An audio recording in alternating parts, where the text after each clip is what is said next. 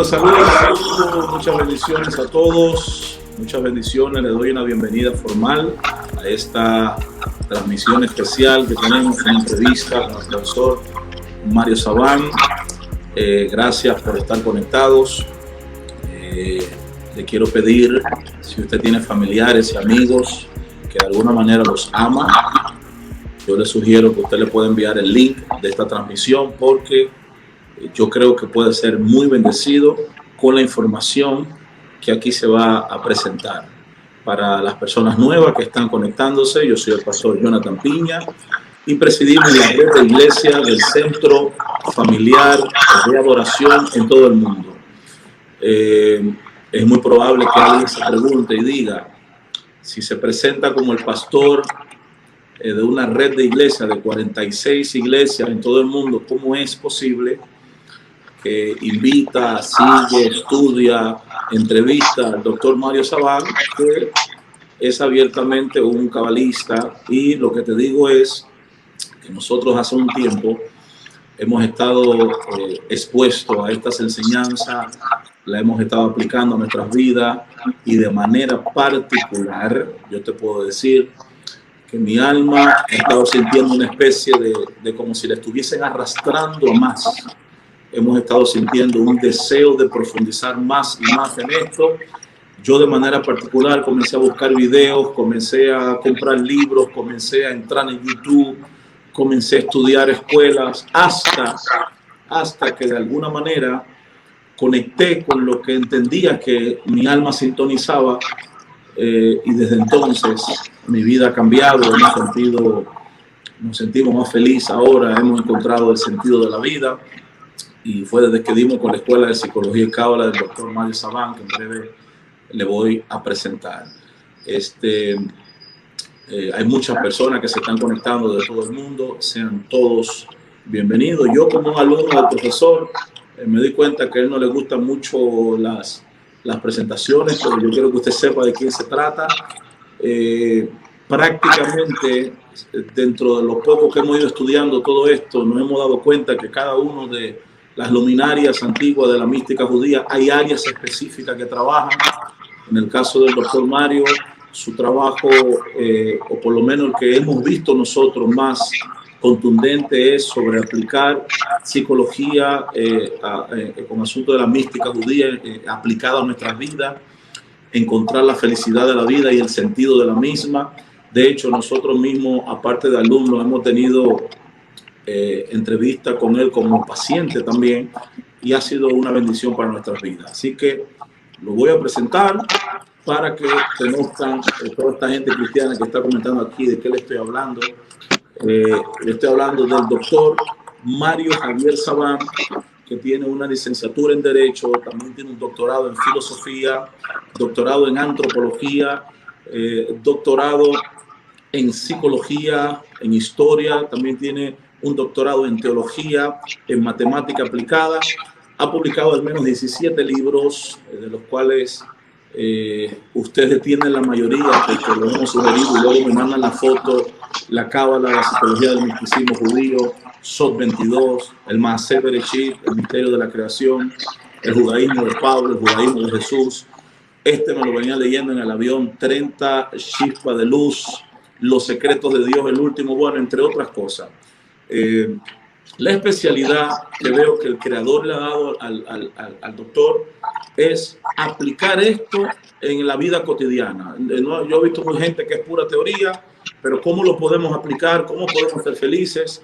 Dentro de los estudios que nosotros estamos realizando con él, hay algo en particular que vi que se llama el árbol de la vida, que usted va a saber de qué se trata, que cuando la gente sabe manejar esto, cuando la gente sabe cómo posicionar las energías a nivel de ese tipo de lenguaje, entonces encuentra sentido a la vida. Y más ahora, con esto de la pandemia y el mundo entero en caos y la gente desequilibrada y los suicidios y la depresión y demás, el que aprenda cómo utilizar esto, cómo aplicarlo a su vida, es de manera definitiva que va a tener éxito y su vida va a ser de bendición. Así que, profesor, bienvenido, shalom. ¿Cómo está Jonathan? Shalom, ¿cómo está usted? Lo veo muy serio, señor Jonathan. ¿Qué está pasando? ¿Sabe que la gente se asustó con nuestro cartel? Creyeron que iba a ser una cosa de box o algo así, cuando difundimos el cartel, ¿eh? Usted le dijo que la gente creía que íbamos a pelear o algo. La gente tenía miedo, me escribía, doctor Sabán, no se pelee con mi pastor. No, tranquilas, que no hay ninguna pelea. Bueno, gracias por la presentación, un placer muy grande. Profesor, gracias por la invitación. Para empezar, le queremos preguntar, ¿qué es el árbol de la vida? La gente miró el tema, en el mundo cristiano no tanto se conoce eso. ¿Qué es el árbol de la vida y cuál es la importancia para nosotros en este tiempo?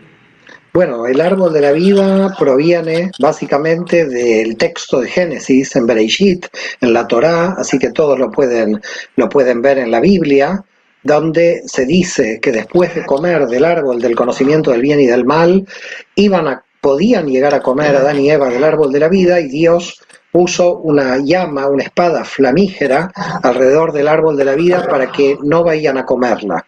Y el árbol de la vida es un sistema de 10 dimensiones, estudiada por los grandes místicos del pueblo de Israel, que indudablemente pudo influir notablemente en la vida de Yeshua, seguramente en la vida de Shaul de Tarso, de San Pablo, de los primeros cristianos, porque ya en esa época la cábala estaba bastante desarrollada. Y cuando hablamos de cábala hablamos de algo muy serio. No hablamos de lo que mucha gente entiende por cábala porque la asocian con la magia o con la magia negra. Estamos hablando de algo muy serio, de una ciencia ancestral, de la sabiduría del pueblo de Israel, donde en el árbol de la vida podemos encontrar 10 dimensiones. Esas 10 dimensiones todos las tenemos dentro del alma humana, y cada una de las dimensiones tiene su equilibrio y su desequilibrio. Por lo tanto, estudiar cada una de las dimensiones es fundamental. Lo que hacemos nosotros en la cábala es estudiar dimensión por dimensión. Y todas las dimensiones del alma humana tienen que estar, para así llamarlas, todas con una energía en equilibrio, y cuando aparece un desequilibrio, saber de dónde viene, qué le pasa al alma. La gente sufre por no tener un mapa. El árbol de la vida es un mapa donde podemos ver claramente en cada dimensión y dimensión dónde están cada una de las energías, cómo esas energías se pueden equilibrar, cómo a medida que uno va creciendo en la vida se va dando cuenta de qué formas ha tomado esa energía de desequilibrio, porque hay que recordar algo muy importante. El mal, dicen los cabalistas, es el bien en posición incorrecta. Estamos utilizando mal nuestra energía. Pero si no tenemos un mapa, que es el árbol de la vida, no sabemos dónde situar estas energías. Entonces, este mapa de 10 dimensiones que nosotros tenemos la primera dimensión, que es Malhut, la dimensión de la materia, aunque usted tiene, por ejemplo, ahí atrás suyo un árbol de la vida con canales que no son iguales para nosotros, pero igual las dimensiones son iguales. Sé que la última dimensión es Malhut. La última dimensión quiere decir cómo trabajo, qué relación tengo con mi cuerpo, qué relación tengo con la materia. Acá hay algo muy importante, porque la gente piensa, bueno, vamos a hablar del mundo espiritual, pero el mundo espiritual tiene que ver también con la economía, con el trabajo, con lo que uno hace en la realidad de la materia, qué es lo que pasa aquí en este mundo.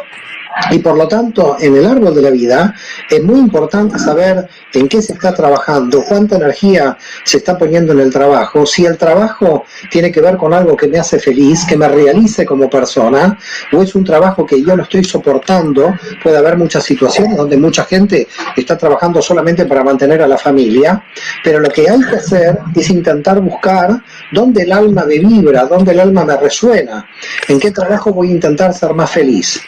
En la materia, en esa dimensión, hay mucha gente muy desequilibrada, gente que busca más materia, más materia, más materia, y como decía Yeshua de Nazaret, te van a pedir tu alma mañana, es decir, usted junta mucha materia y después se muere, y esta materia queda para los hijos.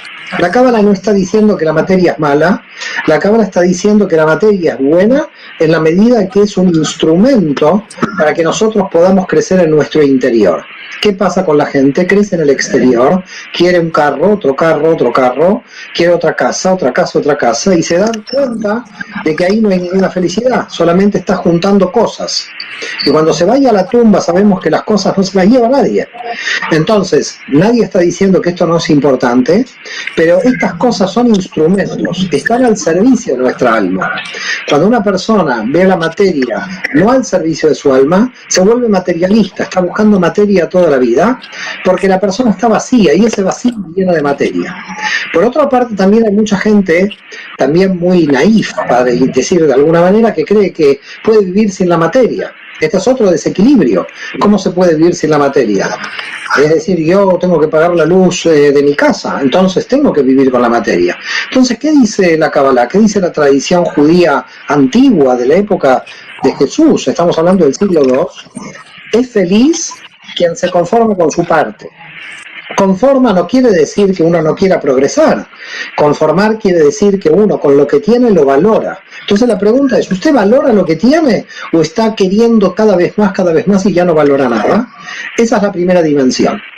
La segunda dimensión del árbol de la vida, que es Yesod, el fundamento, se dice que el arquetipo es José. ¿Por qué? Porque José tenía mucho ego en el texto bíblico. Le decía a los hermanos, miren, tengo esta vestimenta de colores. Ahí está el ego, y ahí está la familia, y ahí está la cuestión sexual. Estos temas también muy importantes, es decir, la dimensión de cómo yo me estoy relacionando sexualmente con la pareja, cómo yo me estoy relacionando con la familia, si tengo problemas con mis hermanos, cómo están las relaciones familiares. Es decir, hay gente que cree que la espiritualidad es escaparse de la familia. Me escapo de la familia a una montaña y voy a ser una persona espiritual.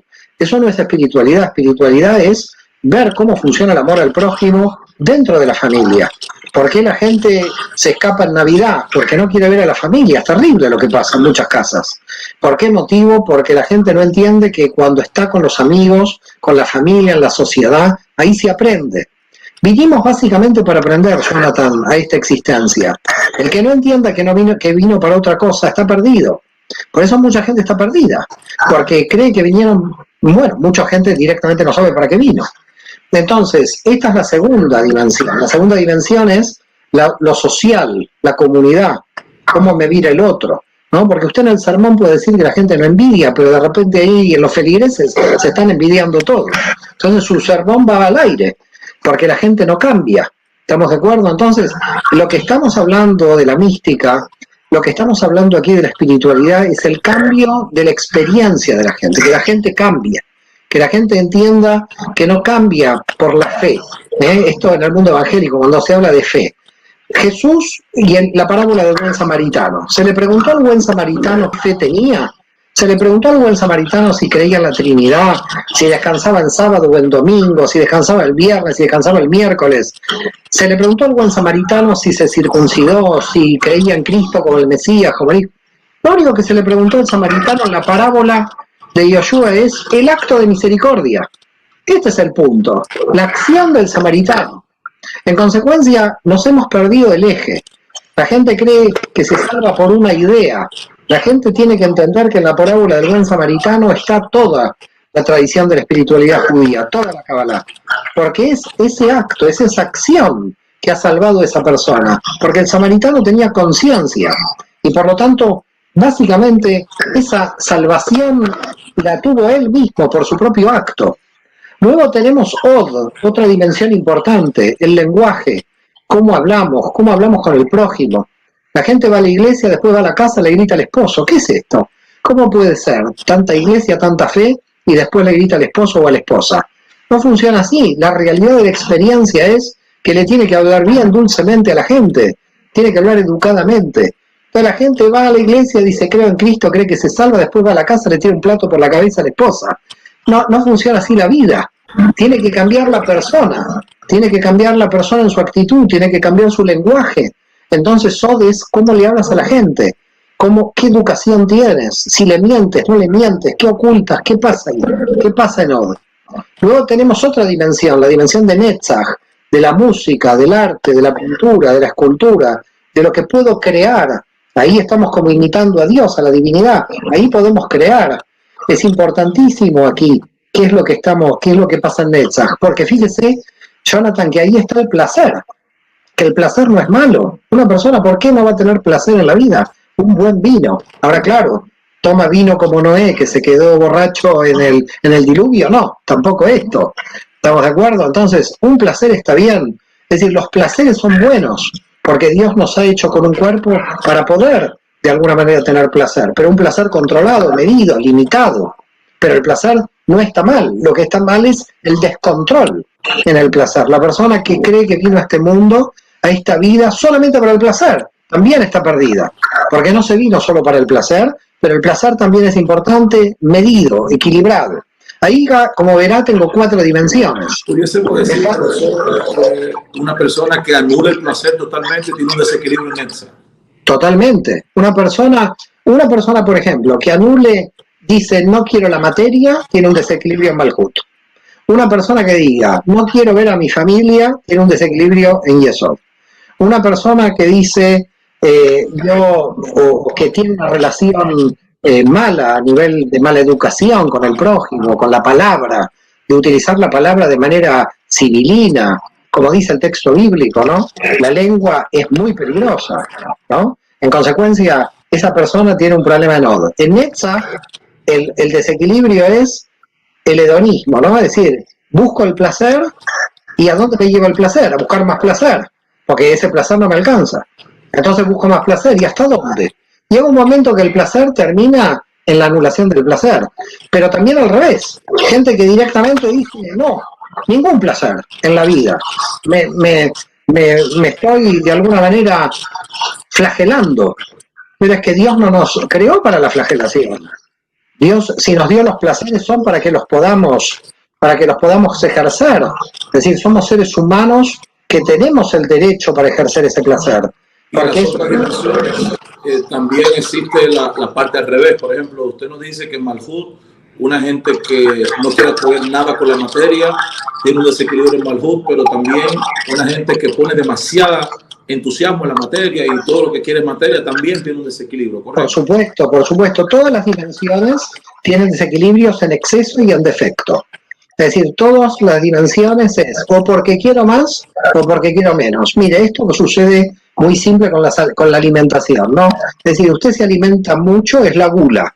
Es decir, se está alimentando más de lo que necesita. No se alimenta nada, cae la anorexia. Es decir, se está alimentando mucho menos de lo que necesita.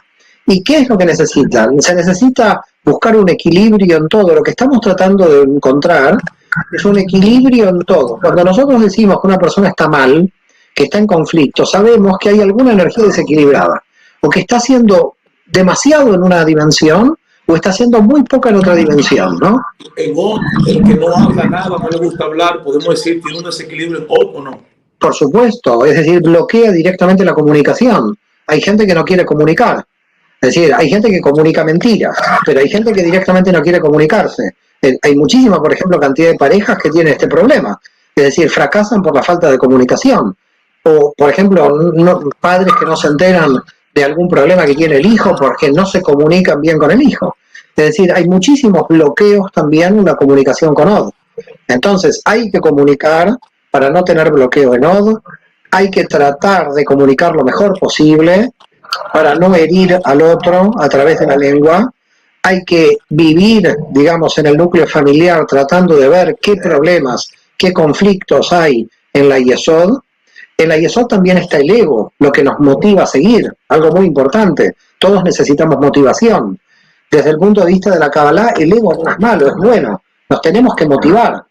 Pero motivar, ¿para qué? Motivar para que nos digan, oh, qué bueno eres, o motivar para que yo me sienta bien conmigo. Ahí está también otro tema, ¿no? Es decir, subir a la Tiferet, que es la dimensión del yo interior, y saber que estoy creciendo en mi interioridad, que está aumentando mi nivel de conciencia. Estoy creciendo dentro de mi alma. Entonces, ¿qué es mi yo interior? Nosotros en la Cábala decimos, el yo interior es lo que uno sabe que uno es, y que uno es feliz con lo que uno es. Es decir, uno está en paz con uno mismo. Muchas veces en la Cábala decimos, uno vive toda la vida con uno. Si una persona es pesimista o es conflictiva, todo el día voy a vivir con esta persona conflictiva que soy yo. Entonces, lo primero que hay que decirle a la gente es, intente cambiar para pasarla bien con usted. Porque es que si no la pasa bien con usted, está muy mal. Usted puede cambiar de pareja, puede ver o no a sus hijos, puede pero usted va a estar con usted siempre. Entonces, ¿qué le está diciendo la Cábala en Tiferet? Mire, para pasarla lo mejor posible con usted, trate de no entrar en conflicto, de no suponerse pesimista, de llegar a tener paz interior. Se dice fácil, el trabajo de la experiencia no es fácil. La gente a encontrarse con su yo particular tiene un desequilibrio en Tiferet. Absolutamente, hay dos desequilibrios en Tiferet, la huida de sí misma y el narcisismo. Es decir, hay desequilibrios en la Tiferet donde yo soy el sol del universo, que frente a Dios no soy nada, pero bueno, hay mucha gente que se cree Dios, con lo cual hay mucha gente muy narcisista, y mucha gente que directamente no quiere conocerse, y hay mucha gente que no quiere conocerse, que huye a la sociedad para no conocerse. Es decir, por ejemplo, como no puedo estar solo nunca, enciendo la tele, tengo que estar con gente, me tengo que estar entreteniendo todo el día para no estar conmigo, dado de que si estoy... Puede ser que alguien tenga miedo de conocerse personalmente. Y lo que va a encontrar, indudablemente, está huyendo por algo. Se va a encontrar con algo. Es decir, imagínese, cuando yo me encontré con mi Mario interior, dije, uy, Dios mío, cuánto trabajo que tengo. Pero bueno, es la parte oscura. Uno se va a encontrar con lo que no le gusta de uno, pero uno lo tiene que intentar enfrentar, cambiar, aceptar. Tiene que hacer algo con las partes que a uno no le gustan de uno. Por lo tanto, claro, hay que hacer un trabajo interior para no huir de uno. Uno no puede huir de uno. Hay gente que podría refugiarse hasta en asuntos espirituales, pero huyendo de uno. Yo escuché que usted nos dijo un día que hay gente que siempre sale con muchas parejas, muchos amigos, y uno puede decir, wow, qué persona más social, pero podría haber ahí un escape realmente a conocerse de manera... Hay muchísimas parejas que salen con otras parejas porque no quieren estar en pareja, porque no quieren estar en la pareja. Fíjese cuántas crisis matrimoniales hay cuando los hijos se van de la casa, porque mientras los hijos estaban en la casa, la pareja nunca se peleaba, o si se peleaba poco. Cuando los hijos se van de la casa, la pareja dice, wow, estamos ahora solos en pareja.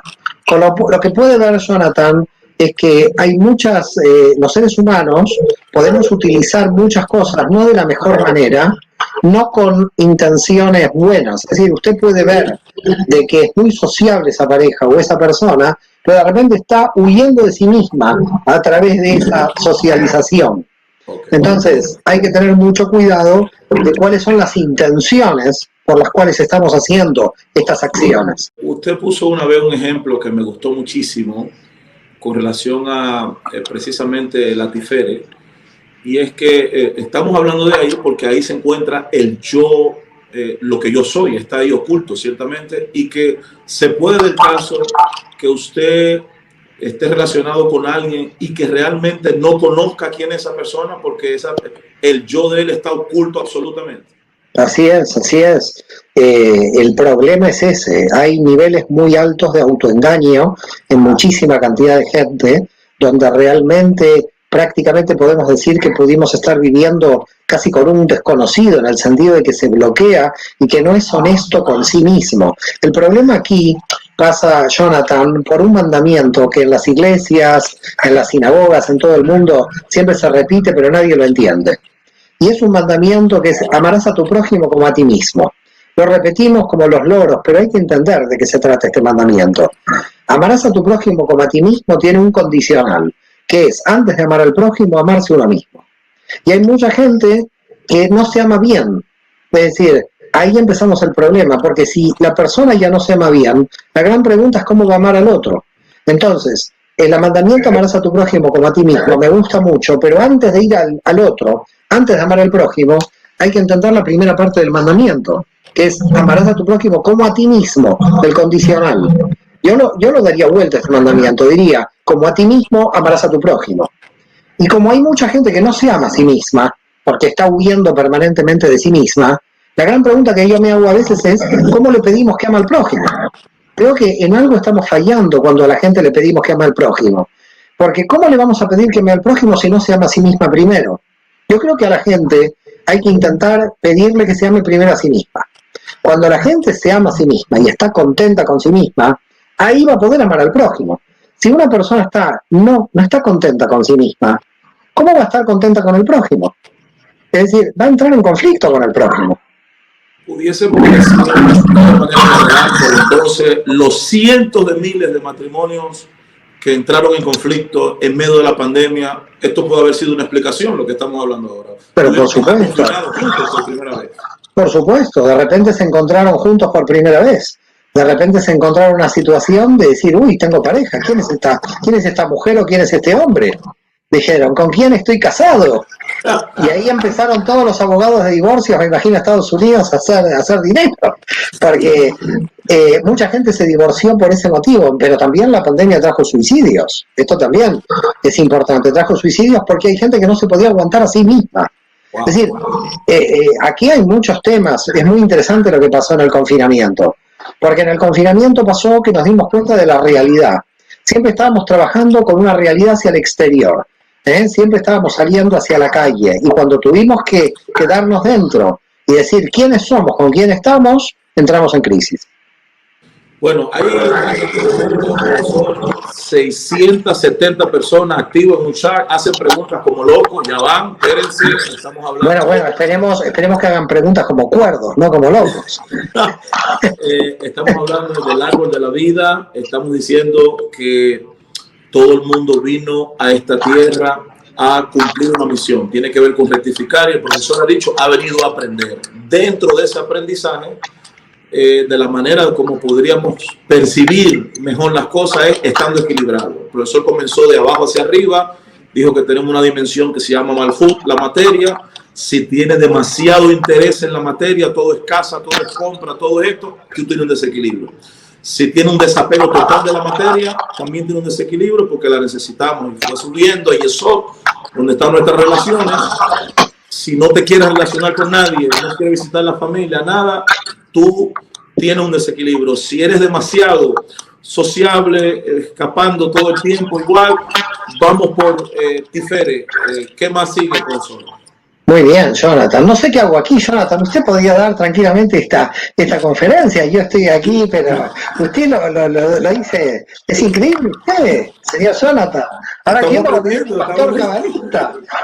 Pero pastor cabalista, Dios mío. Es decir, usted se hizo cabalista y yo me tengo que hacer pastor ahora. No, cuidado.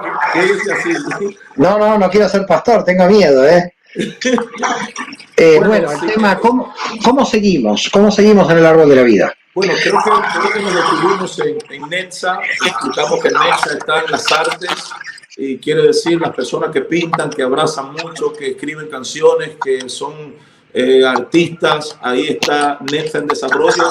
Netza sería las expresiones de la emoción, no las emociones en sí mismas, sino cómo nos expresamos en un lenguaje que no sea el conceptual, que no sea la palabra.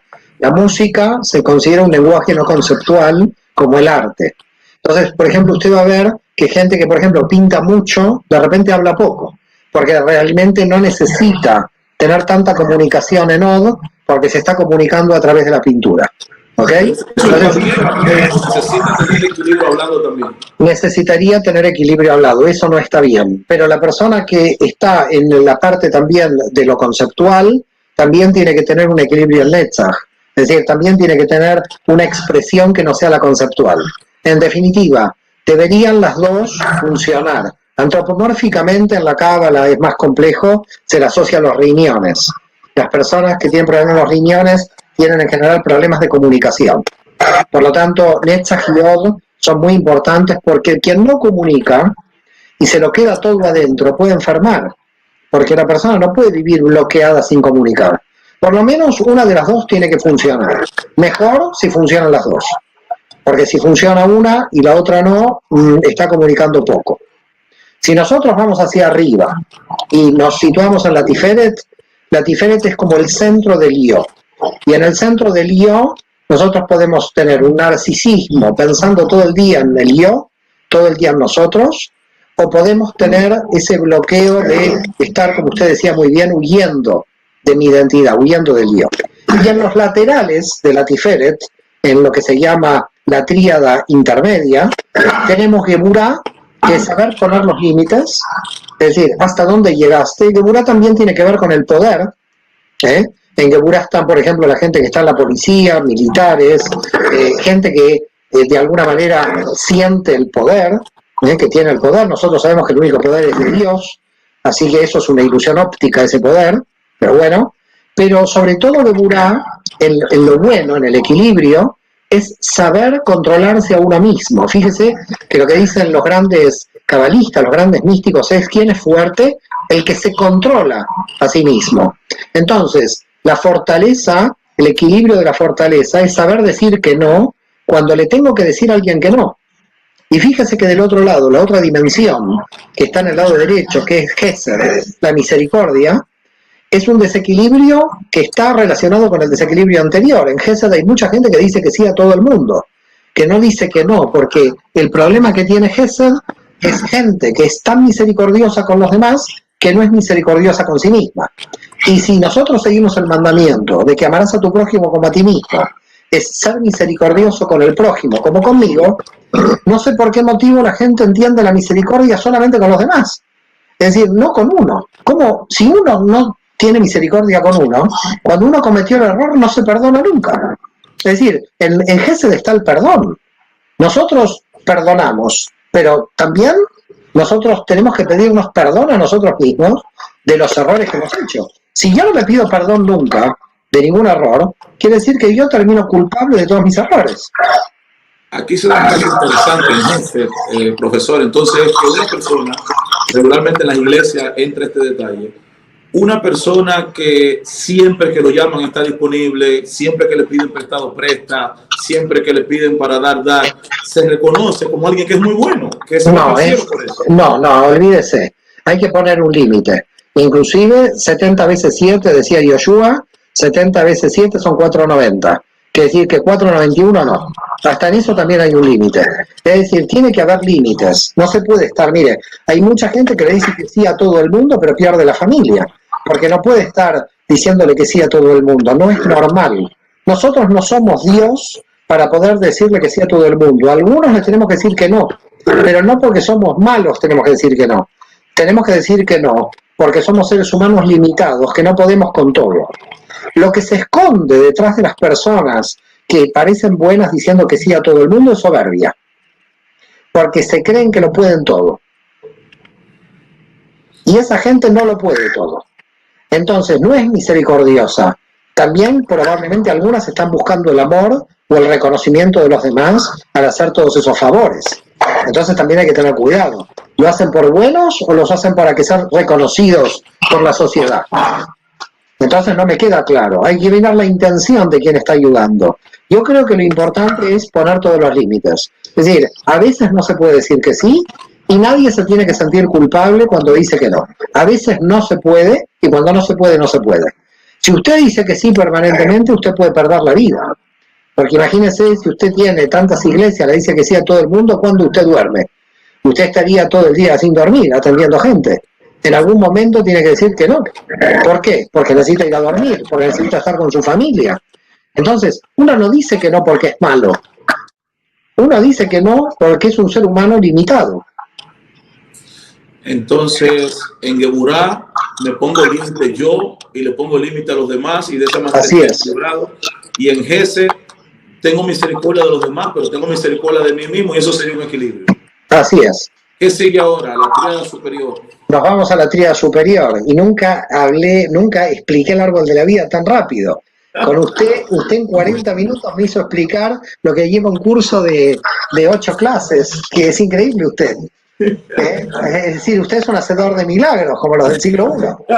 Pues yo nunca expliqué el árbol de la vida a esta velocidad, pero bueno, vamos a ir a lo superior. Vamos a lo superior. En lo superior tenemos Binah, la inteligencia, que es la organización. Una persona se tiene que organizar. Hay gente muy desorganizada en la vida. Dice, ¿cómo puede ser? Hago tanto esfuerzo, no llego a nada, porque no está organizada. Entonces hay mucha gente que tiene que organizarse porque está muy desorganizada. Pero en el otro extremo, en la Binah, están los dogmáticos, los que lo quieren controlar todo, los perfeccionistas, es decir, los que tienen la verdad. Cuidado con esta gente tiene la verdad.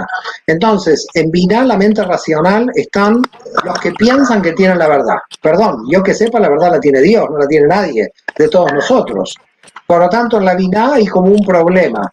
La persona cree en un dogma y está convencida de que eso es la verdad. ¿Cómo Dios se puede reducir a un dogma? Dios no se puede reducir a un dogma, Dios está en todos lados.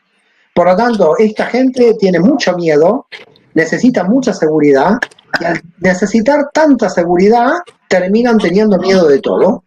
Entonces, fíjese los problemas que tenemos aquí. Por exceso, las personas que están en Binah, la mente racional, lo quieren controlar todo, y las personas que no tienen organización viven desorganizadas.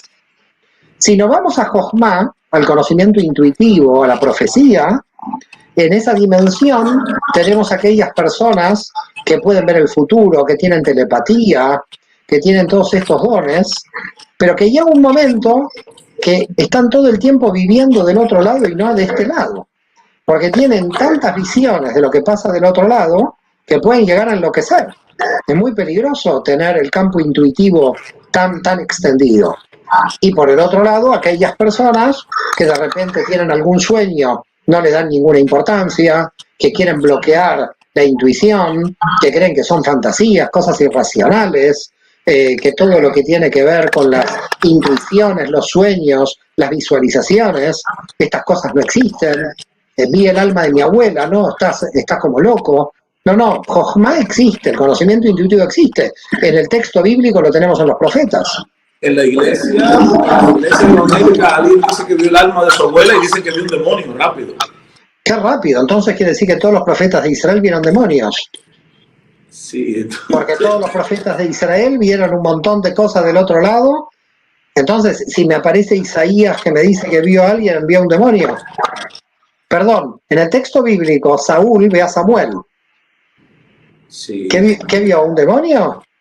Es lo que le digo, en muchos aspectos teológicos quieren enseñar que fue un demonio que vino, pero bueno, nosotros sabemos que fue Samuel. Pero ¿cómo puede ser que Saúl lo vio a Samuel? No tenía que haber molestado al alma, pero lo vio. El evangelismo interpreta que en vez de ver a Samuel vieron un demonio ahí. Es correcto, estudiamos teología y el profesor explica con detalle que fue un demonio. Obviamente hay toda una estructura antes de eso, de que nadie puede ver otra gente del otro lado que ya partió. Es toda una situación ahí. Bueno, lo lamento porque se pierde en Jochma, se pierde en la sabiduría. Porque exacto, del otro lado se puede hablar y se puede ver. Entonces quiere decir, volvemos al tema del dogma de la fe. Si usted no está de acuerdo con esto, lo echan de la iglesia, seguro. Alguno lo saca de la iglesia. Lo cual demuestra el amor al prójimo. Fíjese, ¿no? En una iglesia dice, no, esto es curioso, ¿no? Amarás a tu prójimo como a ti mismo. Bueno, yo creo en otra cosa que el pastor. Bueno, fuera de la comunidad. ¿Y el amor al prójimo dónde está? Increíble. Entonces, esto es un chiste. Increíble. Esto es increíble. Pero ¿qué pasa? ¿El pastor se cree Dios, que saca a la gente de la iglesia porque no coincide con él? No entiendo qué pasó. Pero no es que funcionaba el amor al prójimo, no entiendo, algo me estoy perdiendo. El amor al prójimo es, usted piensa diferente que yo sigo con usted. ¿Cómo lo voy a echar? ¿Cómo usted me va a echar? ¿Por qué me va a echar? Bueno, nosotros por pensar diferente a muchos pastores, ahora que hemos entrado en esto, nos han excomulgado, para algunos ya la salvación no la vamos a conseguir nunca, nos aliamos con Satanás, etcétera. Pero... Bueno, no se preocupe, en el infierno nos vamos a encontrar los dos, vamos a seguir hablando. Si el infierno es esto, ¿sabe Jonathan? Mire, entonces luego sigue Keter, profesor. Que se queden en el paraíso los dogmáticos, entonces. Si ellos creen que eso es el paraíso. Keter, sigue Keter, la última dimensión, la más alta. Keter es la iluminación.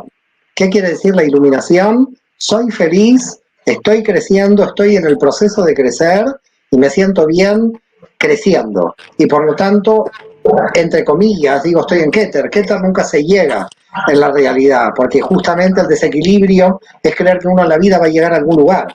Uno en la vida no llega a ningún lugar. Uno en la vida tiene un estado de paz interior por crecer espiritualmente. Keter es el crecimiento espiritual. ¿Cuál es el desequilibrio? Creer que uno llegó. Otro desequilibrio es, en realidad, volverse impotente de no crecer. Decir, ¿para qué voy a crecer si igual no voy a llegar a ninguna parte? Este también es otro problema. De mucha gente que se queda en la cama, que dice, ¿para qué voy a salir si igual no tiene ningún sentido salir a trabajar? Entonces, Keter es lo que usted va a hacer mañana, lo que yo voy a hacer mañana. El potencial de lo que podemos ser. lo que de alguna manera Dios nos puso energía dentro de nosotros para que esa energía pueda desarrollarse al máximo de nuestro potencial. Eso es Keter.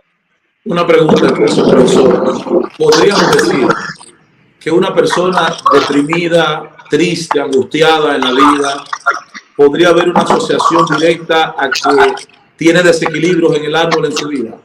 Totalmente. Y ahí sí está el Satán. Eso es el Satán. El Satán no es alguien quien piensa diferente a mí. Eso es falta de libertad. El Satán es cuando yo siento un desequilibrio en mi interior que me divide en el interior. Porque recordemos algo muy importante.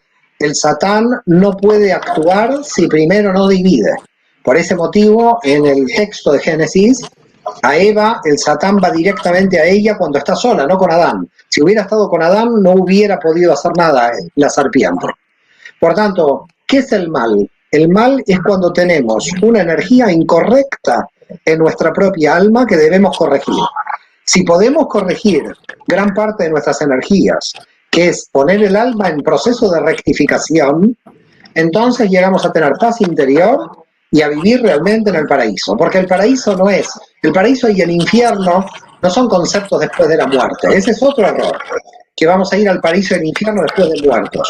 No, no, el paraíso y el infierno está aquí y está ahí. ¿Qué quiere decir? Si usted logró estar en equilibrio aquí, usted está en el paraíso. Si usted está desequilibrado aquí, usted vive en el infierno. Y nosotros sabemos y conocemos gente que realmente sufre en esta vida porque se encuentra en el infierno. Ahora, a esta gente hay que decirle que se puede cambiar toda la percepción, se puede cambiar el alma humana, que la persona tiene que hacer un trabajo que se puede lograr. Creo que lo más importante es que la gente tenga confianza en sí misma. Porque si la gente no tiene confianza en sí misma, quiere decir que no tiene confianza en que Dios le dio las energías para cambiar. Alguien que no tiene confianza en sí mismo es que no tiene confianza en Dios. Una pregunta, profesor, que le hago. Usted decía hace un rato, en Cábala se dice que el mal es el bien posicionado incorrectamente. Una vez usted nos dio un ejemplo para que la gente pueda tener un poquito más de idea sobre eso. Usted sale fuera de su casa y encuentra 4 jóvenes desbaratando un carro, puro golpe al carro, lo están arruinando. Dependiendo de lo que yo vea, digo, deberían ir presos, están arruinando el carro, pero si es una hojalatería o es una desabolladura y pintura, como le llaman en mi país, entonces no deberían ir presos. Todo va a depender cómo estamos utilizando la energía, ¿correcto? Así es, así es. El problema siempre es el contexto donde se mueve la realidad, ¿no? Es decir, si yo veo a alguien que está con un cuchillo abriéndole a una persona, digo, bueno, este lo está matando, lo va a herir, y de repente es un cirujano que está haciendo una operación para salvarle la vida. ¿Cómo sé quién está agrediendo y quién está salvando la vida? Por lo tanto, aquí la cuestión importante es dónde está la energía. La energía, yo ahora estoy con usted en esta entrevista, la energía es correcta, usted me llama a una entrevista y yo estoy en la entrevista, pero imagínense que en medio de la entrevista yo me traigo acá un pollo, empiezo a comer, usted me dice, Sabán se volvió loco, en medio de la entrevista empezó a cenar. ¿Cenar está mal? ¿Comer está mal? Claro que no está mal, pero no en este momento. Entonces, la gente no entiende de que muchas veces el mal es el momento en que se está diciendo lo que se está diciendo.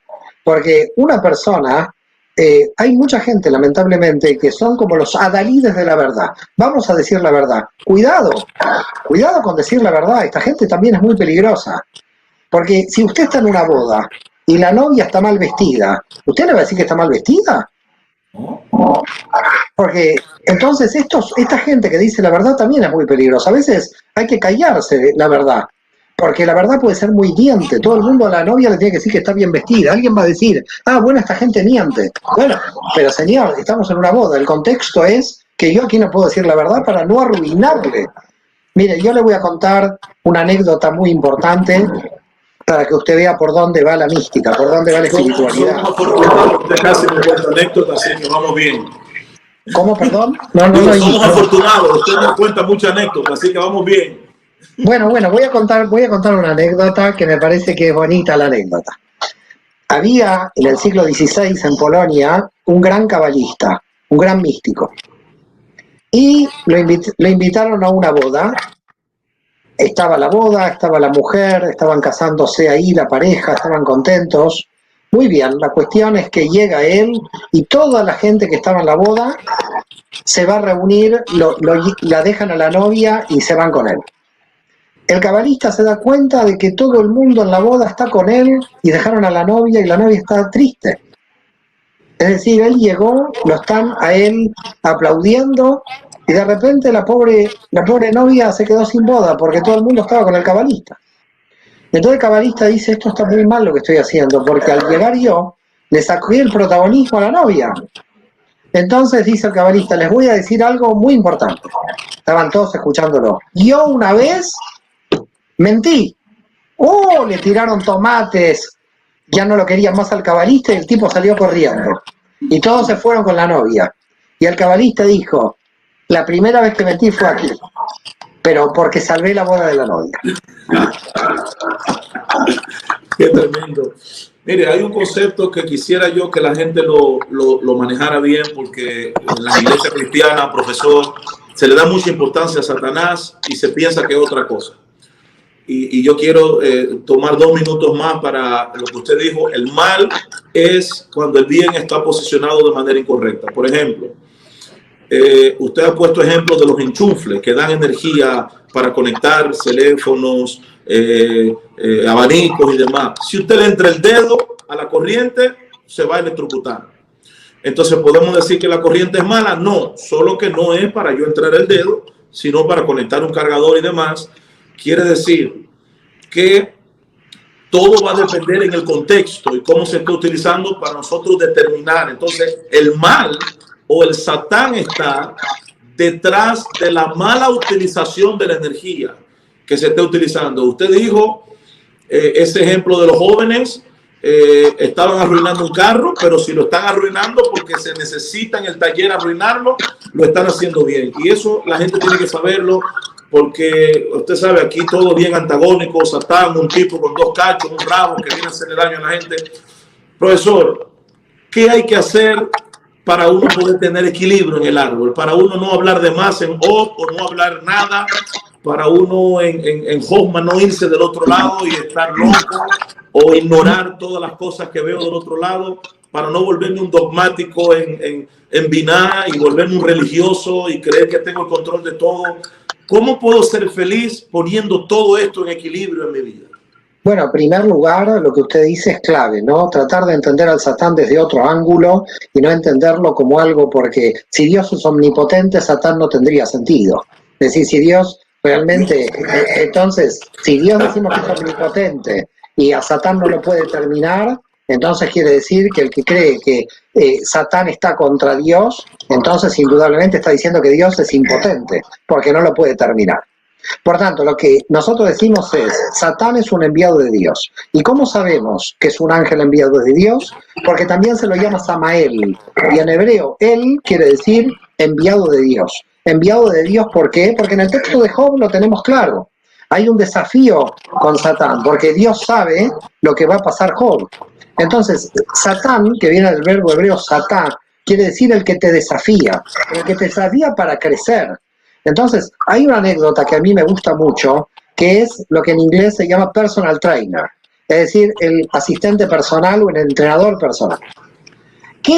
Imagine que yo contrato un entrenador personal, un día viene el tipo, nos sentamos, me dice, bueno, le digo, a ver, ¿qué entrenamiento empezamos? Me dice, le traje una tarta de chocolate, este es el primer entrenamiento. Le estoy pagando, no sé, $2.000 por mes, $3.000 por mes, el tipo, una tarta de chocolate. Al otro día, otra tarta de chocolate. Y yo, ¿sabe lo que hago con este entrenador personal? Le digo, mire, ¿sabe qué? Lo dejo, renuncio. Yo quiero un entrenador personal. ¿A quién le pago? Al que me hace sufrir, al que me hace levantar pesas, al que me hace correr, judo. ¿Y por qué le estoy pagando más al que me hace sufrir? Porque en realidad es un buen entrenador. Satán es exactamente lo mismo. Cuando alguien en la vida pasó cosas negativas, cuando tuvo problemas en la vida, que mucha de la gente que me está escuchando, todos hemos tenido problemas en la vida, de esos problemas hemos aprendido. Entonces, ¿qué es Satán? Satán son los obstáculos que nosotros tenemos en la vida, que los podemos superar, y por eso Dios envía al Satán, porque así Dios envió al Satán a Job. ¿Por qué Dios envió al Satán a Job? Porque Dios le permitió al Satán actuar contra Job porque sabía que Job podía salir, podía aprender de la prueba. Por lo tanto, Satán es un enviado de Dios para aprender de lo que nosotros tenemos que aprender. Porque le vuelvo a repetir, el que cree que Satán está contra Dios quiere decir que está diciendo que Dios es impotente, que no es omnipotente. Satán al final quiere que yo aprenda la lección, ¿cierto? Por eso mismo necesito un entrenador personal que me haga sudar, no el entrenador personal que me dé la tarta de chocolate. Entonces, cuando yo ya entendí que todo en mi vida, que todos los obstáculos que tengo en mi vida son para crecer, entonces voy a tener fe en serio, que es confianza en Dios, en Muná, que sé que el mal también me lo está trayendo Dios, no que no me quiere. Hay gente que viene en la vida y dice, Dios me trajo el mal, Dios no me quiere. ¿Cómo Dios no me quiere? Si Dios quiere a todos, ¿cómo Dios no le quiere? ¿Qué es esto? Yo he escuchado a mucha gente, me va mal en la vida, Dios no me quiere. ¿Cómo Dios no quiere? Dios sí nos quiere, Dios nos ama a todos. Wow, qué tremendo. Bueno, profesor, entonces, ¿de qué manera pudiésemos, por lo menos yo sé que no es el masterclass que recibimos hace poco, pero ¿cómo podríamos, algún consejo para equilibrar, si nos encontramos desequilibrados y lograr la felicidad? ¿Qué puedo hacer? ¿Qué usted me Lo primero, Jonathan, es identificar dónde está el problema. Esto es como la medicina del cuerpo humano. Si a usted le duele un brazo, no va a ir al odontólogo, no va a ir al dentista.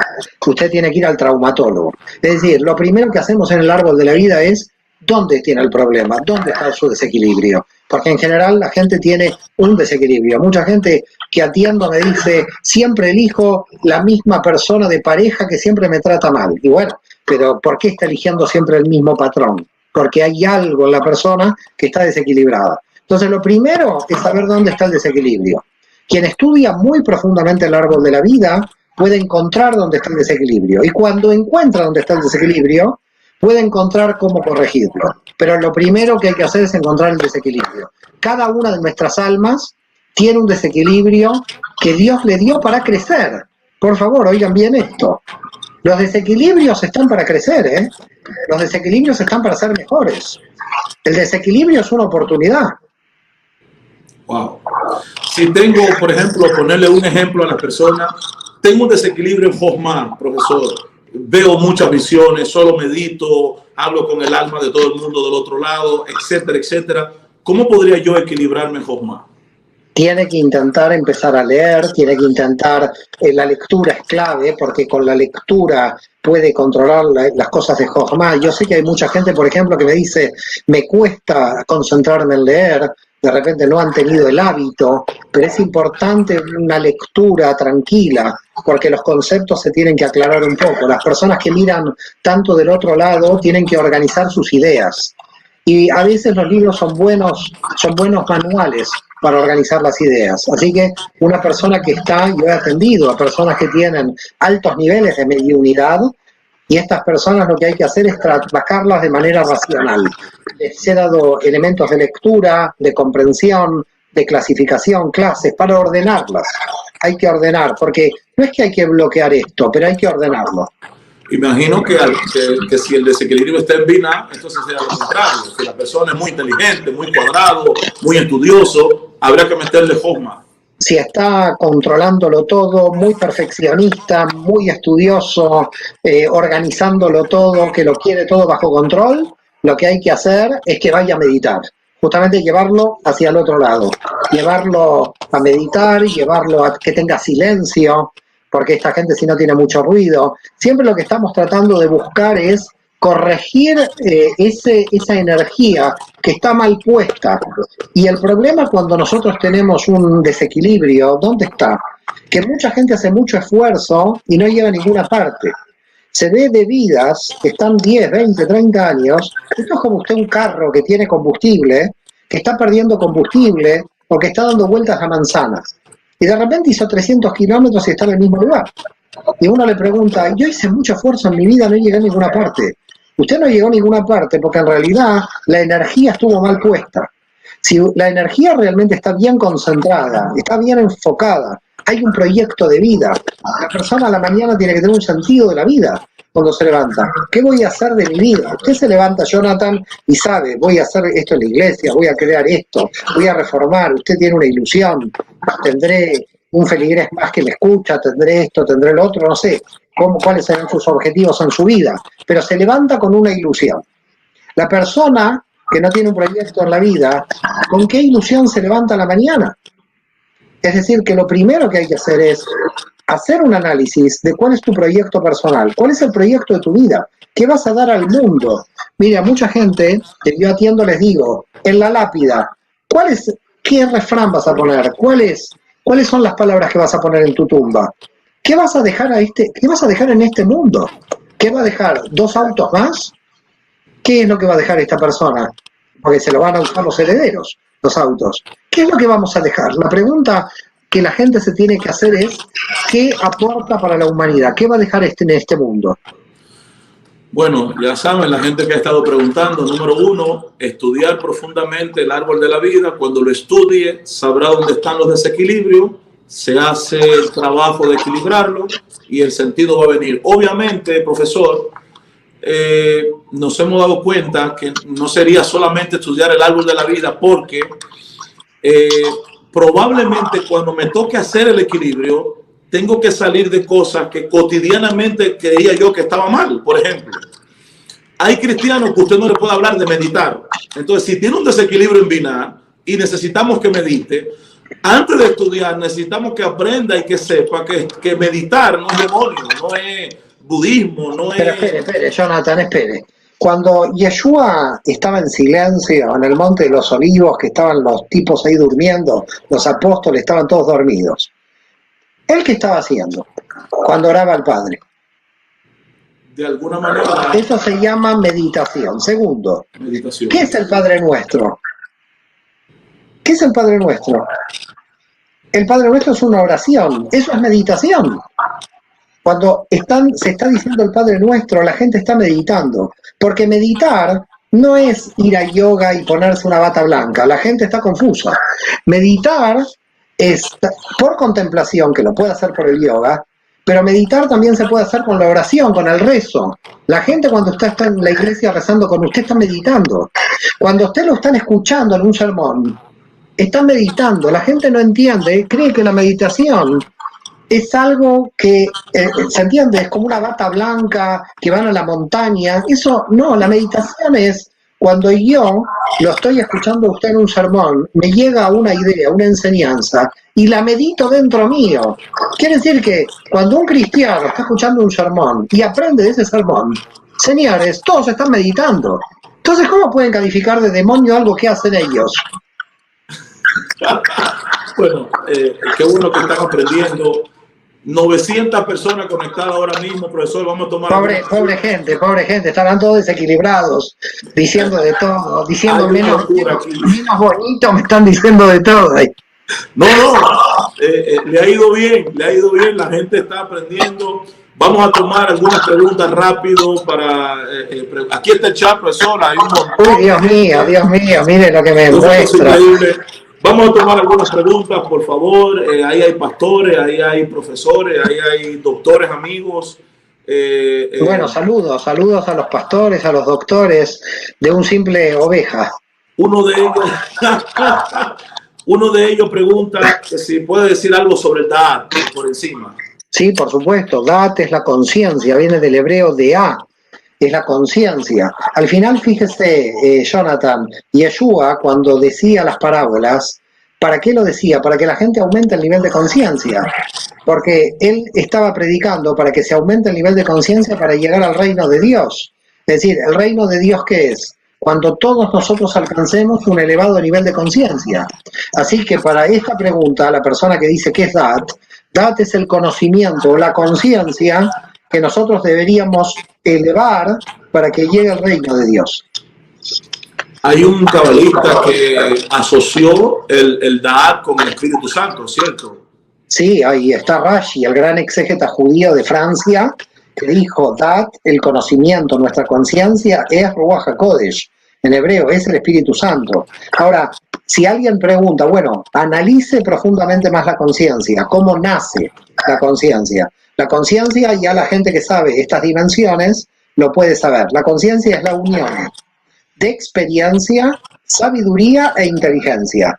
Una persona que es sabia, pero no es inteligente, no tiene conciencia. Una persona que tiene experiencia pero no tiene sabiduría no tiene conciencia. La conciencia es la unión de 3 dimensiones: sabiduría, inteligencia y experiencia. Si tiene las 3, entonces tenemos Ruach HaKodesh, el Espíritu Santo. Mire qué pregunta más interesante. Alguien dice, ¿por qué yo sé lo que tengo que hacer, pero cuando lo pongo en práctica no me sale? Está repitiendo el capítulo 7 de Romanos de Pablo. Hago lo que dice la ley de la carne y no lo que dice la ley de la mente. Eso sucede muchas veces porque en la Biná, en la dimensión racional, hay algo que Abraham Abulafia, el gran místico del siglo XIII, dice: el peor mal es el mal habitual. Hace lo que no quiere hacer porque está acostumbrado por su educación a hacer algo que no quiere hacer. Es decir, tiene algo que se llama acción repetitiva, que como lo pudo haber visto en la educación, lo está haciendo en forma permanente. Es decir, por ejemplo, hay mujeres que quieren amar bien y eligen hombres bastante agresivos porque de repente vieron mucha agresión en su padre y eligen modelos del padre. Por lo tanto, terminan haciendo algo que no quieren en el fondo. Es decir, hay alguna fuerza de repetición de la infancia muchas veces que hace que la persona, pero eso se puede vencer. Eso se puede vencer porque llega un momento que realmente uno no lo quiere para su vida y entonces lo anula. Eso se puede hacer tranquilamente. Lo que pasa es que tiene que controlar y poner dónde va la energía. Pero eso que le pasa a este hombre o a esta mujer, al que hizo la pregunta, que sepa que en un momento va a terminar haciendo realmente lo que quiere. Qué bueno. Vamos a tomar 2 preguntas más. Usted acabó de darnos una clase en la escuela hace poco, debe estar muy cansado. Alguien pregunta algo muy importante aquí. ¿Cómo se relaciona Yeshua con Cábala? O sea, porque él quiere saber por qué un cristiano está estudiando Cábala, la relación de Yeshua con Cábala. Primero, Yeshua fue judío. Segundo, Yeshua fue un místico que buscaba el cambio de conciencia del ser humano. A lo largo de la historia, la mística judía, llamada Cábala, pero vamos a llamarla mística judía, hizo exactamente lo mismo que Yeshua. Es más, bueno, voy a tener que decirlo, me han sacado un secreto, señor Jonathan, lo vamos a decir, así que usted va a tener la exclusiva de un secreto que se revela aquí, en la escuela de Cábala. En febrero se va a impartir Yeshua y la Cábala. Wow. Hay 2 pastores del Salvador que han profundizado en la maestría en este tema y que van a explicar todo lo que aparece en el Nuevo Testamento en relación con toda la tradición de la mística judía. Wow.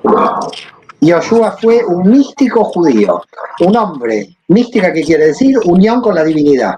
Cuando él dice yo y el Padre somos uno, eso es el objetivo del místico.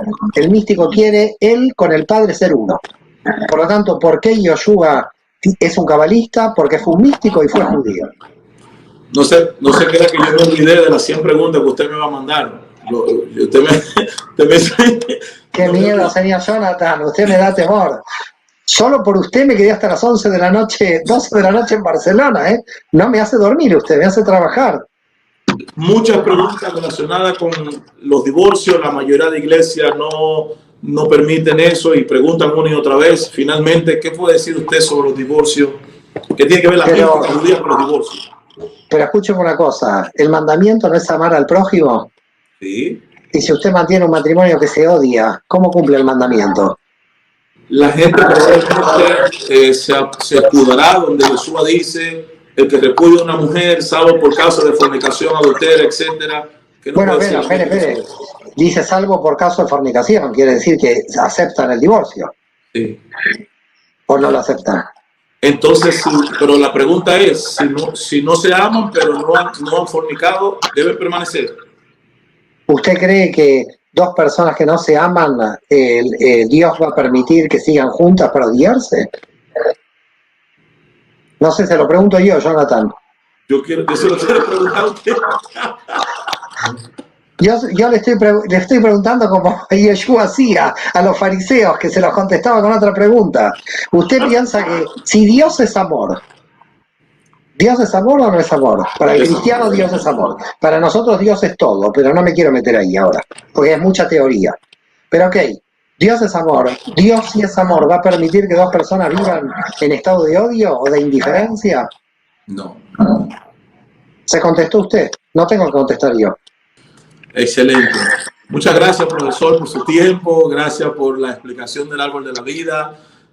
Pronto lo vamos a tener en Florida. Usted me prometió que va a venir a Florida. Vamos a tener alguna conferencia potente en Florida, en New York. Así que le envío un abrazo, saludos a toda la comunidad que le escucha, son cientos de gente en toda Latinoamérica. Saludos a toda la gente, la verdad que un placer muy grande. Jonathan, agradecido a ti por la invitación, lo he pasado muy bien. Si tengo el humor, es humor propio mío. Espero que nadie se haya ofendido de todos aquellos que nos están escuchando. Para mí, un placer muy grande. Creo que vienen tiempos muy interesantes. Creo que se instaura el reino, pero con la instauración del reino viene que muchos dogmas, mucho del poder, mucho del ego se va a desintegrar. Creo que los que quieran retener el poder, los que quieran tener ego, creo que viene una época donde la ignorancia se ha terminado y por primera vez en la historia, esta generación, los feligreses saben mucho más que los dirigentes. Porque los feligreses están en contacto con la realidad.